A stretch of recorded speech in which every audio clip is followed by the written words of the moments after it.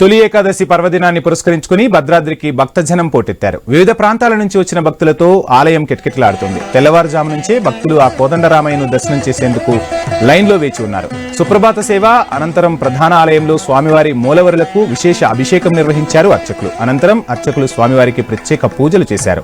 భక్తుల శ్రీరామనామ స్మరణలతో ఆలయ ప్రాంగణం మారుమోగుతోంది.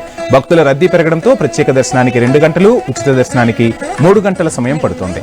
సాయంత్రం తిరువీధి ఉత్సవం నిర్వహించనున్నారు అర్చకులు.